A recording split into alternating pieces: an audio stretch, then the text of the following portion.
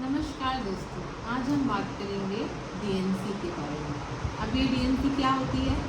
DNC यानी होता है डायलिटेशन एंड क्यूरेटाइव। इसे डायलिटेशन एंड इवैक्यूएशन भी कहा जाता है। दोनों में ज़्यादा डिफरेंस नहीं है, इसके बारे में हम बाद में बात करेंगे। पहले तो डीएनसी के बारे में हमें ये जान लेना ज़रूरी है कि डीएनसी होने के बाद कितने दिन तक ब्लीडिंग होती है।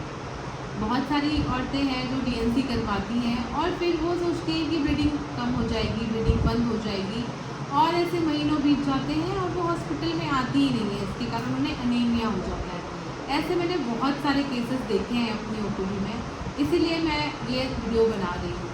तो अगर आपकी डीएनसी हुई है या आप डीएनसी कराने के बारे में सोच रहे हैं तो इन बातों का आपको ध्यान रखना है।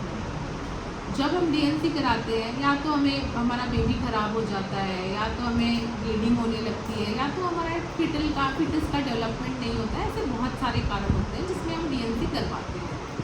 तो सबसे पहले तो डीएनसी करवाते हैं तो हमारे बच्चेदानी में काफ़ी सूजन रहती है।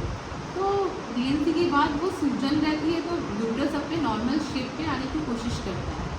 अब ये प्रोसेस में थोड़ी ब्लीडिंग होना, थोड़ा पेन होना, ये तो कॉमन बातें हैं।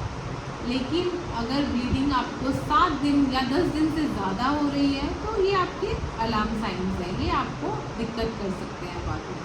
तो जनरली ब्लीडिंग 2-3 दिन से लेकर 7 दिन तक होती है।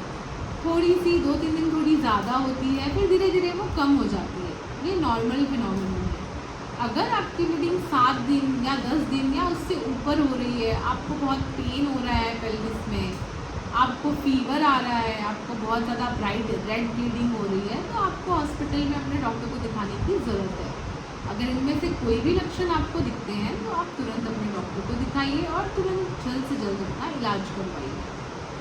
और डीएनसी के बाद आपको प्रिकॉशंस कौन कौन से लेने हैं, तो आपको कम से कम 2 वीक्स आपको बेड रेस्ट करना है। आपको कोई वज़न सामान नहीं उठाना है। आपको जो ब्लीडिंग हो रही है उसके लिए टैम्पॉन्स नहीं यूज़ करने हैं, ना ही वजाइनल कप यूज़ करना है। आपको पैड यूज़ करने हैं, नहीं तो इन्फेक्शन के चांसेस बढ़ जाते हैं। 3-4 हफ्तों को सेक्स को अवॉइड करना है। और अगर कोई भी साइंस दिखते हैं, फीवर, ब्लीडिंग या हैवी ब्लीडिंग या ब्राइट रेड ब्लीडिंग या फाउल स्मेल, तो आपको अपने डॉक्टर को दिखाना है। और आपको और भी कोई क्वेश्चंस पूछने हैं तो आप मुझे कमेंट बॉक्स में पूछ सकते हैं।